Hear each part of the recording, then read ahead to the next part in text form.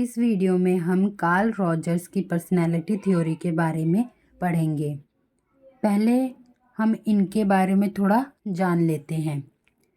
इनका जन्म 8 जनवरी 1902 को इलिनोइस के ओक पार्क में हुआ था।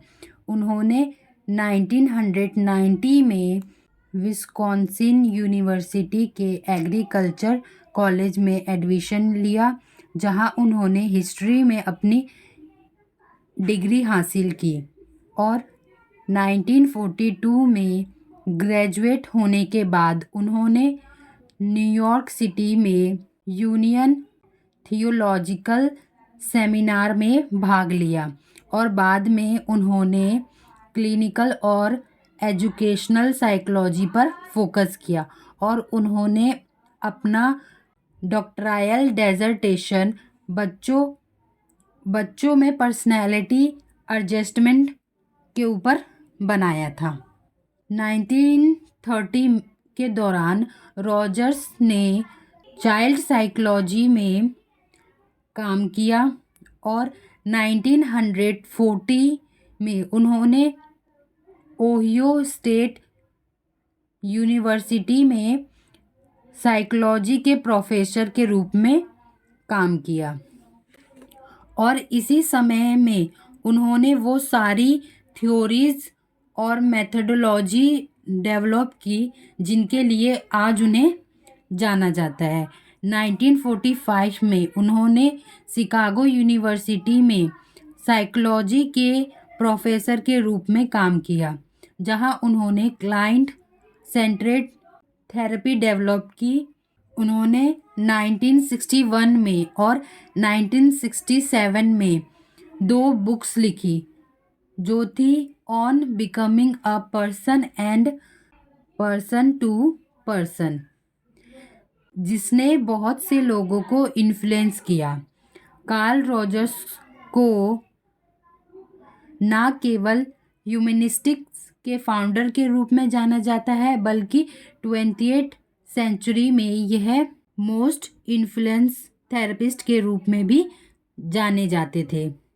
रॉजर्स की थ्योरी बेसिकली फिनोमिनोलॉजिकल है, क्योंकि इसमें पर्सन के एक्सपीरियंस, उनकी फीलिंग्स, उनके वैल्यूज़ और इनर लाइफ के ऊपर फोकस किया जाता है। इनकी थ्योरी को सेल्फ थ्योरी कहा जाता है। इनकी थ्योरी का दूसरा नाम पर्सन सेंट्रेड थ्योरी है। इन्होंने अपनी थ्योरी खुद के एक्सपीरियंस पर बनाई जब वो इंडिविजुअल के साथ थेराप्यूटिक रिलेशनशिप में थे।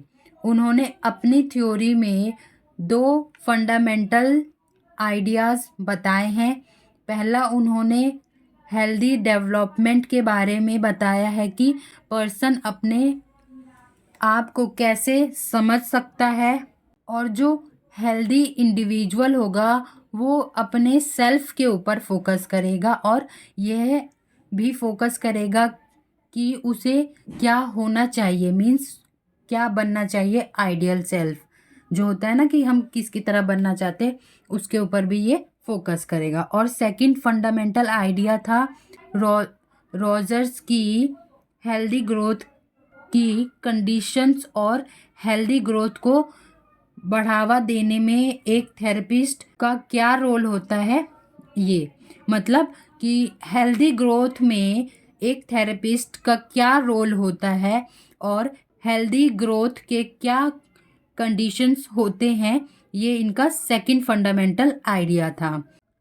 पर्सन सेंट्रेड थेरेपी के थ्रू रॉजर्स एम्पैथी, ओपननेस और अनकंडीशनल पॉजिटिव रिगार्ड्स देना चाहते हैं। रॉजर्स ने अपनी टेक्निक्यू को नॉन डायरेक्टिव थेरेपी कहा है, क्योंकि वो मानते हैं कि थेरेपिस्ट एक मिरर की तरह होता है जो इंडिविजुअल्स के थॉट्स और फीलिंग को रिफ्लेक्ट करता है। रॉजर्स की थ्योरी को 3 हेडिंग्स में बांटा गया है। पहला है एंड्यूरिंग एस्पेक्ट्स ऑफ पर्सनैलिटी। इसमें उन्होंने दो चीज़ों के बारे में बताया है जो पर्सनैलिटी के लिए इम्पोर्टेंस होते हैं। पहला और द ऑर्गेनिजम्स और दूसरा the self. The organisms, Rogers का मानना है कि जो ऑर्गेनिजम्स होते हैं वो बहुत रैशनल होते हैं, पॉजिटिव होते हैं और ट्रस्टवर्दी होते हैं। हर पर्सन में ये सारी क्वालिटीज़ होती हैं। और रॉजर्स के अकॉर्डिंग ऑर्गेनिजम्स सेंटर्ड हैं, अपनी सारी एक्सपीरियंस के सेंटर में है। मतलब जो पर्सन है केवल वही समझ सकता है कि उसके आसपास क्या हो रहा है, उसके क्या एक्सपीरियंस है, ये सब सिर्फ पर्सन समझ सकता है। तो जब हम उनको इम्पैथी देते हैं, उनके साथ इम्पैथी करते हैं, तो हम उनके लेवल पर जाके उनको समझने की कोशिश करते हैं, उनकी एक्सपीरियंस को समझने की कोशिश करते हैं। तो रॉजर कहना चाहते हैं कि पर्सन अपने एक्सपीरियंस को खुद समझ सकता है और जो थेरेपिस्ट होते हैं वो बस उन एक्सपीरियंस को समझाते हैं। मतलब वो ऐसा इन्वायरमेंट देते हैं उसको, पर्सन को, जो ताकि वो अपने एक्सपीरियंस को, अपनी प्रॉब्लम्स को खुद समझ सके, तो उसे और वो उसे खुद सॉल्व कर सके। जब वो खुद को समझ सकते हैं तो वो अपनी प्रॉब्लम्स को भी सॉल्व कर सकते हैं। रॉजर्स का मानना है कि पर्सन जो बिहेवियर करता है वो अपने एक्सपीरियंस के बेसिस पर करता है, यानी सब्जेक्टिव रियलिटी पर, ना कि एक्सटर्नल रियलिटी पर। और ये जो हमारी सब्जेक्टिव रियलिटी है ये हमारी अनकॉन्शियस और कॉन्शियस एक्सपीरियंस को मिलाकर बनती है। तो इसमें यही बोला गया है कि पर्सन अपने आप को, अपनी फीलिंग्स को खुद समझ सकता है और जब वो ये समझ जाएगा कि उसने कहाँ गलती की है, कैसे गलती की है, क्यों गलती की है, तो वो अपनी प्रॉब्लम्स को भी सॉल्व कर सकता है। नेक्स्ट है सेल्फ।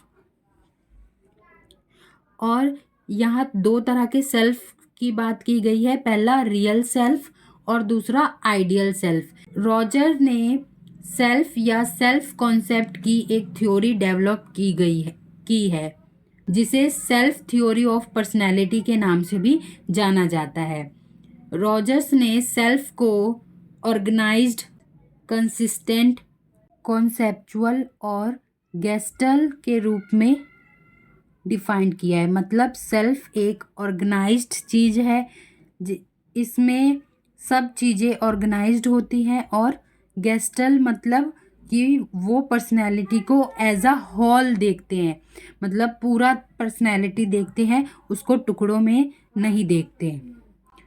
और इसमें आई और मी जैसे करेक्टरिस्टिक्स होते हैं, मतलब वो खुद के बारे में बात करते हैं। पर्सनल जो सेल्फ कॉन्सेप्ट है उसमें पर्सन खुद के बारे में बात करता है। और इन्होंने दो तरह के सेल्फ की बात की है, एक है रियल सेल्फ, मतलब जो आप एक्चुअली हैं, और दूसरा है आइडियल सेल्फ, मतलब जो आप बनना चाहते हैं, जिसकी तरह आप बनना चाहते हैं, जो जिसकी हैबिट्स आपको पसंद है, ये होता है आइडियल सेल्फ। और आइडियल सेल्फ एक हिडन पर्सनैलिटी होती है, क्योंकि हम सभी इसको हासिल नहीं कर पाते, क्योंकि आइडियल सेल्फ बनना बहुत मुश्किल होता है। हम सबके लिए आइडियल नहीं बन पाते, कोई हमें पसंद करता है, कोई नहीं करता। इस वजह से ये हिडन पर्सनैलिटी होती है हमारे अंदर की। और जिसको आइडियल सेल्फ बनना है तो उसे सही सरकमस्टेंसेस मिलने चाहिए, अच्छी अपॉर्चुनिटी मिलनी चाहिए। आइडियल सेल्फ बनने के लिए, सेल्फ एक्चुअलाइजेशन करने के लिए, ये सब करने के लिए हमें अच्छी अपॉर्चुनिटी मिलनी चाहिए और सरकमस्टेंसेस मिलने चाहिए, तभी हम अपने आइडियल सेल्फ को अचीव कर पाएंगे। और जितना ज़्यादा आपका आइडियल सेल्फ और रियल सेल्फ मिलता जुलता होगा, आप उतने खुश रहेंगे, और जितना इन दोनों के बीच में डिफरेंस होगा, आप उतना ही परेशान रहेंगे, प्रॉब्लम में रहेंगे। यहाँ एक और चीज एक्सप्लेन की गई है, जो है कॉन्ग्रुइटी और इनकॉन्ग्रुइटी। कॉन्ग्रुइटी का मतलब है कि जब आप अपनी पर्सनैलिटी के अंदर अपनी सेल्फ वर्थ, सेल्फ इमेज और आइडियल इमेज को एक साथ देखते हैं, मतलब जब ये आपस में मिलते जुलते होते हैं, तो जिससे जैसा आप, मतलब जैसा आप बनना चाहते हो और उसके ही अकॉर्डिंग आप हो, अपनी आपकी जो रियल सेल्फ है उसी की तरह है, तो आपका सेल्फ वर्थ बढ़ जाता है। मतलब आप अपने आप को उस काबिल मानते हो कि आप वो अचीव कर सकते हो, अपने आप को अच्छा मानते हो, तो इस चीज़ को हम कॉन्ग्रुइटी कहते हैं। नेक्स्ट है इनकॉन्ग्रुइटी। ये इसका अपोजिट होता है, मतलब जब आपका रियल सेल्फ और आपका आइडियल सेल्फ आपस में ओवरलैप नहीं करते, तो आपकी जो सेल्फ वर्थ होती है वो कम होने लग जाती है, डिक्रीज होने लग जाती है, जिससे आप अपने आप को बेकार समझते हो, तो जिस कारण आपको एंजाइटी होती है, घबराहट होती है, परेशानी होती है। आप तो इस चीज़ को हम इनकॉन्ग्रुइटी कहते हैं। और जो इनकॉन्ग्रुइटी इंडिविजुअल्स होते हैं, वो अपनी एंजाइटी को छुपाने के लिए डिफेंसिव बन जाते हैं, मतलब लोगों को एक्सप्लेन करने लग जाते हैं कि उन्होंने आइडियल सेल्फ क्यों नहीं अचीव कर पाए, इस तरीके से बहाने बनाने लग जाते हैं, और कई डिफेंस मैकेनिज़्म्स का यूज़ करने लग जाते हैं। इन्होंने यहाँ दो डिफेंस मैकेनिज़्म्स बताए हैं। पहला है डिस्टॉर्शन और दूसरा है डिनायल। डिस्टॉर्शन का मतलब है कि आप अपनी पर्सनैलिटी को पूरा चेंज कर देते हैं, मतलब जब आपकी दोनों पर्सनैलिटी ओवरलैप नहीं करती, तो आप एंजाइटी में आ जाते हैं और आप घबरा के लोगों को बताने लग जाते हैं कि हाँ, मैंने तो ऐसा कुछ सोचा ही नहीं था। अपनी पर्सनैलिटी को चेंज कर देते हैं, मतलब आप पहले कुछ और बताते हैं, फिर जब वो पूरा नहीं होता तो आप उसको चेंज करके अपनी पर्सनैलिटी कुछ और बताने लग जाते हैं कि हाँ, मैं ऐसा नहीं हूँ, ऐसा हूँ। इस तरीके से ये होता है डिस्टॉर्शन। और डिनायल में होता है कि आप उस चीज़ से इनकार कर देते हैं, आप एक्सेप्ट ही नहीं करते कि हाँ, आप अचीव नहीं कर पा रहे, आप उस चीज़ में कमी निकालना शुरू कर देते हो, आप अपनी गलती एक्सेप्ट नहीं करते, अपनी कमी नहीं मानते, नहीं एक्सेप्ट करते। आप बोलते कि हाँ, वही चीज़ खराब थी, उसमें मेरी क्या गलती, मैं तो कर लेता, इस तरीके से। सेकंड हेडिंग है सेल्फ एक्चुअलाइजेशन। रॉजर्स के अकॉर्डिंग पर्सन को कोई चीज़ हासिल करने के लिए बस एक सिंगल मोटिव चाहिए, और यह मोटिव है सेल्फ एक्चुअलाइजेशन, जो लोगों को कुछ एक्शन करने के लिए मोटिवेट करता है, आगे डेवलप होने के लिए मोटिवेट करता है, ज़्यादा कैपेबल बनने के लिए मोटिवेट करता है। मतलब सेल्फ एक्चुअलाइजेशन एक टेंडेंसी है जो हमें डायरेक्शन देता है कंस्ट्रक्टिव बनने के लिए, और ये चीज़ ना सब लोगों के अंदर होती है, और इस चीज़ को आप डिस्ट्रॉय नहीं कर सकते। ये हमारे अंदर किसी भी रूप में आ सकता है, चाहे टेंशन के रूप में, नीड्स के रूप में, ड्राइव्स के रूप में।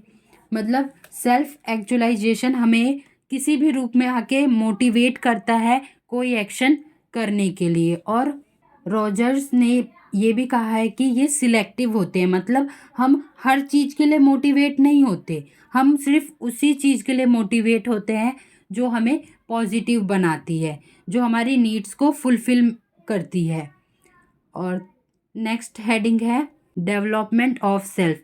इसमें दूसरों की तरह डेवलपमेंटल स्टेजेस नहीं बताई है। इसमें रॉजर्स सेल्फ को स्टेजेस में एक्सप्लेन नहीं करते, बल्कि इसमें रॉजर्स सेल्फ और एक्सपीरियंस के बीच में जितना कॉन्ग्रुएंसी होगा उसके बेसिस पर एक्सप्लेन करते हैं। मतलब उनके बीच में जितना तालमेल होगा उसके बेसिस पर एक्सप्लेन करता है। अगर आपका सेल्फ कॉन्सेप्ट आपके एक्सपीरियंस से मैच नहीं कर रहा तो आपको उतना ही ज़्यादा परेशानी होगी। इसे बेहतर बनाने के लिए हमारे सेल्फ को और एक्सपीरियंस को एक साथ एक लाइन में रहना होगा। फॉर एग्ज़ाम्पल, आपको ये सिखाया गया है कि अच्छे लोग जो होते हैं, नाइस पीपल जो होते हैं, वो गुस्सा नहीं करते। लेकिन अगर आप किसी दिन ऐसी सिचुएशन में आ गए जहां आपकी इंसल्ट हो रही है और तो उस टाइम आपको आपके माइंड में डिफ़िकल्टी होगी और आप सोचेंगे कि हाँ, जो मुझे सिखाया गया है और जो अभी हो रहा है वो आपस में मेल नहीं खा रहा। तो इस वजह से आपको एंजाइटी होगी, एंजाइटी बढ़ेगी आपकी। और जितना ज़्यादा इन दोनों में गैप होगा उतना आपको एंजाइटी होगी। और यही टाइम है जब लोग अपना डिफेंस मैकेनिज़्म्स यूज़ करते हैं। जो पीछे हमने 2 डिफेंस मैकेनिज़्म पढ़े, उन दोनों का यूज़ अब होता है। तो जब ऐसी सिचुएशन आ जाए जब आपके सेल्फ कॉन्सेप्ट और एक्सपीरियंस में गैप होने के कारण आपको एंजाइटी हो, तो ऐसी सिचुएशन में आपको क्या करना है, इस टाइम हमें जो पर्सन है, जो चाइल्ड है, उसकी फीलिंग को पहचानना है। दूसरी चीज़, उसको डराना नहीं है। उसको डराओ मत कि तुम गलत सोच रहे हो, ऐसा कुछ नहीं होता, ये वो, उसको डराना नहीं है। तीसरी चीज़ ये है कि उसकी हॉस्टाइल बिहेवियर को क्लियरली रिजेक्ट कर देना है। मतलब जब वो हॉस्टाइल बिहेवियर शो कर रहा है एंजाइटी के कारण, तो उसे समझाना चाहिए कि हाँ, ये चीज़ गलत है। ये 3 चीज़ रॉजर्स ने बताए हैं। जब आपको एंजाइटी होती है या किसी को भी एंजाइटी हो रही है इस चीज़ के कारण कि उसका जो रियल सेल्फ है और जो एक्सपीरियंस है वो मैच नहीं कर रहा, मतलब जो उसका सेल्फ कॉन्सेप्ट है, जो उसको सिखाया गया है और जो उसका एक्सपीरियंस है वो मैच नहीं कर रहा, उसके वजह से उसको एंजाइटी हो रही है। तो इस टाइम हमें ये एक थेरेपिस्ट को क्या करना चाहिए, ये चीज़ इन्होंने बताया कि उसको उसकी फीलिंग्स को उस टाइम समझो, उसको डराओ मत और उसको क्या गलत है क्या सही है इसके बीच में अंतर बताओ। अब जानते हैं इसके इवैल्यूएशन के बारे में। इस थ्योरी की पॉजिटिव साइड ये है कि यह पर्सनैलिटी को बहुत पॉजिटिव बनाता है और यह साइकोथेरेपी और काउंसलिंग्स में भी यूज़ की जाती है। लोगों को इनकरेज करता है। और इसकी जो नेगेटिव साइड है वो ये है कि इन्होंने अपनी थ्योरी क्लाइंट जो बोलता है उसके बेसिस पर बनाई। इन्होंने अपने एक्सपीरियंस के बेसिस पे बनाई थी ना, जब ये क्लाइंट के साथ बात करते थे। तो कई बार क्या होता है, क्लाइंट सच नहीं बोल रहे होते, वो इस कारण भी सच नहीं बोल रहे होते कि लोग उनके बारे में क्या सोचेंगे। और दूसरा ये है कि जो साइको एनालिटिक इन्वेस्टिगेटर्स हैं उन्होंने बोला कि इन्होंने अनकॉन्शियस डिटर्मिनेंट्स को पूरी तरीके से इग्नोर कर दिया। तो ये थ्योरी थी इनकी।